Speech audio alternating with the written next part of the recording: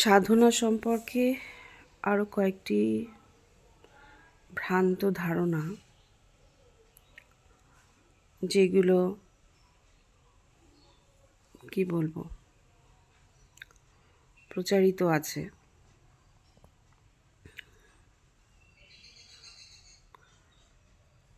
তার মধ্যে উল্লেখযোগ্য হচ্ছে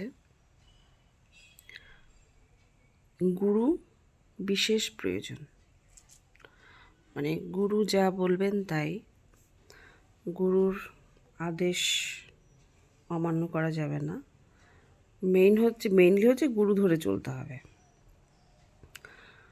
গুরু হোক, প্রভু হোক, বাবা হোক ইত্যাদি, মানে কারো মতাদর্শে চলতে হবে। এবার এখানে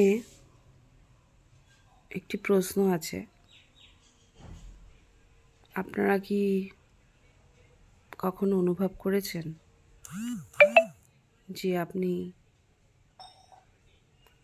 নিজেই একটি সত্তা এবং নিজেই আপনার গুরু, যেহেতু আপনার বিবেক আছে? তো সেক্ষেত্রে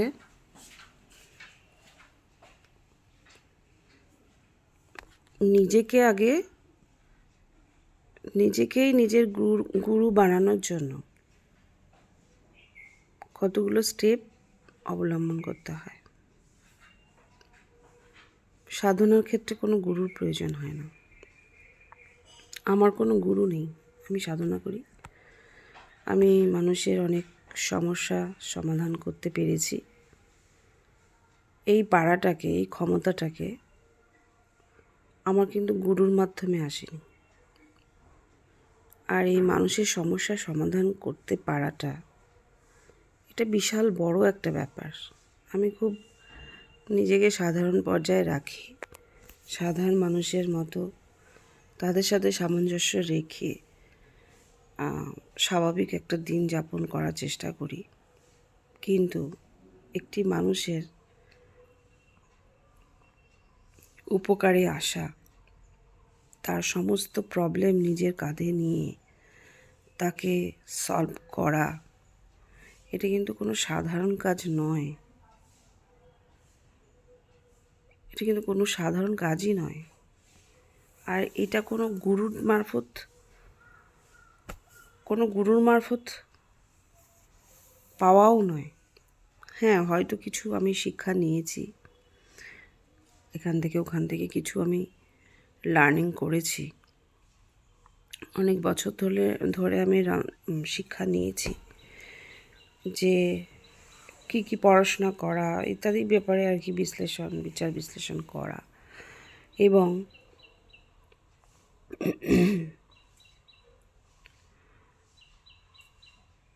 মানে কি বলে ওই জলের সাথে দুধ মেশানো থাকে, রাজহাঁস বলে না, রাজহাঁস যেরকম দুধ থেকে গ্রহণ করে জলটাকে ছেড়ে দেয়, তো সেই রকমই আমাদের পরিবেশের মধ্যেই সব কিছুই আছে। আপনার আইকিউ দিয়ে বুঝে নিতে হবে আপনার কোনটা প্রয়োজন আর কোনটা প্রয়োজন নয়। সেখানে গুরুর কোনো প্রয়োজন নেই। এখন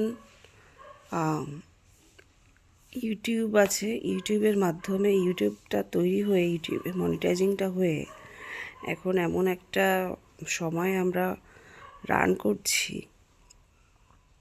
যে সবাই সবার বেস্টটা দিতে আগ্রহী হয়ে উঠেছে ইউটিউবে। এতদিন কিন্তু কেউ কিছুই বলেনি, সবাই কিন্তু গুপ্তবিদ্যা হিসাবে রেখে দিয়েছে। সেই গুপ্তবিদ্যাটা এখন আর গুপ্তবিদ্যা থাকছে না, যেহেতু ইউটিউবটায় মনিটাইজিংটা হয়ে গেছে। সবাই এটা এখন কিন্তু প্রকাশ করছে নিজের ভাবভঙ্গি মানুষের কাছে বিতরণ করে, একটা কি বলবো নিজেকে প্রচার করার একটা মাধ্যম এটা তৈরি হয়েছে। খুব ভালো মাধ্যম, আমি এটাকে বলবো খুবই ভালো মাধ্যম। যারা কবি সাহিত্যিক আছেন ইত্যাদি এই সমস্ত প্ল্যাটফর্মে যারা আছেন আর কি, সাধু সন্ন্যাসী, তারা কিন্তু নিজস্ব জায়গা একটা তৈরি করতে পারছেন নিজের ক্রেডিটেই। এবার ঘটনা হচ্ছে, এটা বলতে চাচ্ছিলাম যে গুরু কিন্তু আপনার নিজেকেই তৈরি করতে হবে। প্রাথমিক পর্যায়ে। সেটা কিভাবে? আমাকে সিলেক্ট করতে হবে যে আমার কোন ঈশ্বরকে আমার ভালো লাগে। সবার কিন্তু সব ঈশ্বরকে ভালো লাগে না। তো দেখতে হবে কার মন কেমন পর্যায়ে আছে এবং তার কিন্তু সেই পর্যায়ের ঈশ্বরকে পছন্দ হবে। তখন সেই ঈশ্বরকে কিন্তু অটোমেটিক, এটা অটো সিস্টেম। যেমন একটা মানুষকে দেখে আর একটা মানুষের ভালো লাগে, তেমনি ঈশ্বরের ক্ষেত্রেও এটা ঘটে।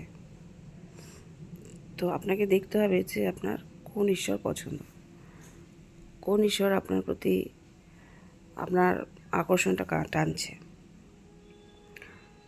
তো সেক্ষেত্রে সেই ঈশ্বরের আরাধনা করতে হবে। এটা হচ্ছে প্রাথমিক পর্যায়ে করতে হবে।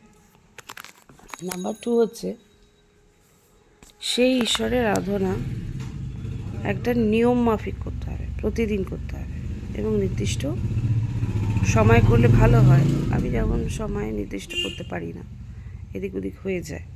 কিন্তু মেন ব্যাপার থাকবে যে আপনার তাকে স্মরণ করতে হবে, তার প্রতি কনসেন্ট্রেশন করতে হবে। নাম্বার 2 হচ্ছে আরও কয়েকটি আনুষঙ্গিক কাজ আছে, সেগুলো করতে হয়। যেমন কখনোই নিজেকে পরিবেশের সাথে কি চলছে কি চলছে না, তারা সবাই খারাপ মানে আমাকেও খারাপটাই হতে হবে, নাহলে আমি সমাজে মিশতে পারবো না।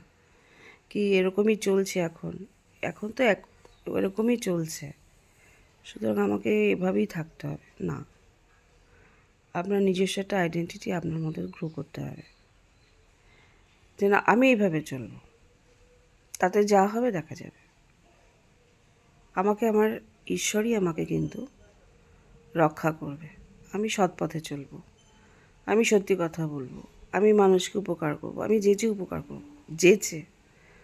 অনেক ভিডিও আছে যে আপনি যেচে উপকার করবেন না, এই করবেন না, তা করবেন না, যত নেগেটিভিটি, যত এই সমস্ত প্রচার করে। আমি জানি না, মানুষের মধ্যে এমনিতেই নেগেটিভিটি ভরা, তার মধ্যে এই সমস্ত ভিডিওগুলো দেখে মানুষ আরও খারাপ হয়ে যাচ্ছে। মানুষের মানসিকতা, কেউ কাউকে এখন হেল্পই করতে চাইছে না। তথাপি বলবো যে এখনও মানুষ আছেন, অনেক মানুষ আছেন, এখনও 80% মানুষ আছে যারা কিনা মানুষকে ভরসা করে, বিশ্বাস করে, ভালোবাসে। কারণ মানুষের সাথে মানুষের একটা কানেকশান হচ্ছে একটা নেশার মতো। একটা মানুষের সাথে যদি, সেটা প্রেমের ক্ষেত্রে নয়, একটা মানুষের ক্ষেত্রে আরেকটা মানুষ যদি ভালো তার সম্পর্ক তৈরি হয়, এটা একটা নেশার মতো কাজ করে, যে ওই সময় ঠিক সেই মানুষটার কথা মনে পড়বে। তো এইরকমই যে আমাকে কিছু আইডেন্টিটি তৈরি করতে হবে, এবং সেই আইডেন্টিটিটা হচ্ছে সেলফ মেড। আমি এখানে একটি কথা বলে রাখি, সেটি হচ্ছে আপনার মন যেটা বলবে সেটাই কিন্তু প্রাকৃতিক। অন্যের দ্বারা যে মানসিকতাটা আপনি বহন করছেন সেটা কিন্তু কৃত্রিম হতে পারে, কিন্তু আপনার মন যেটা আপনাকে অনুভব করাচ্ছে সেটাই কিন্তু প্রাকৃতিক হিসেবে ধরে নেবেন, সেটাই ন্যাচারাল, এবং সেই পথ ধরে এগোবেন। দেখবেন আপনার মন আপনার বিবেকে কাছে পৌঁছে দেবে, বিবেক আপনাকে আত্মার কাছে পৌঁছে দেবে, আত্মা পরমাত্মার কাছে পৌঁছে দেবে। তো কিছু জিনিস আছে যেগুলো আমাকে কাউকে ফলো করতে হয়। তার মানে এই নয় যে আমি তাকে গুরু বানিয়ে নিলাম। গুরু অনেক সময় কী করে, তাকে ভুল পথে পরিচালিত করে। এখন অনেক কী হয়েছে, মানুষের মধ্যে একটা প্রবণতা হয়েছে শিষ্য তৈরি করা। তো সামান্য কিছু জ্ঞান হলো কি সে শিষ্য বানিয়ে নিল। ঠিক আছে, সেটা তার একটা, হয়তো তার ঐশ্বরিক ক্ষমতা থাকতে পারে, সে বানাতেই পারে, মানুষকে উপকারের মাধ্যমে বানাতে পারে। ধরুন আমি কাউকে যদি উপকার করি, সে তো আমার কথা শুনবেই, সেই মাধ্যমে যদি কেউ শিষ্য হয় ঠিক আছে। কিন্তু এই তুমি এটা করো, এটা তোমাকে করতে হবে, হ্যাঁ, তো এটা নিয়ম, এই নিয়মের মধ্যে কাউকে আটকে রাখা ঠিক নয়। তো যাই হোক, যারা সাধনা পথে আসতে চাইছেন তাদেরকে বলবো, আপনারা গুরু বানিয়ে নিন ঈশ্বরকেই। প্রাথমিক পর্যায়ে গুরু আপনি এবং যাকে আপনি মনের মধ্যে অধিষ্ঠান করবেন যে দেবদেবীকে, সেই হচ্ছে আপনার গুরু। সেই গুরু আপনাকে সঠিক পথে পরিচালনা করবে। পথ থাকতে আমি উপপথে কেন যাব? আমার তো পথ রয়েছে, আমার তো ঈশ্বর রয়েছে, আমার ঈশ্বরের তো দরকার নেই। আমার ঈশ্বর যেখানে শক্তিমান, ঈশ্বর যেখানে আমার বিশাল অ্যাক্টিভ, সেখানে আমাকে ঈশ্বরের তো দরকার নেই। ঠিক আছে, অনেকেই হয়তো আমার কথার বিপক্ষে যাবেন, কিন্তু বাস্তব সত্যিটা আমি এটাই বললাম। ধন্যবাদ।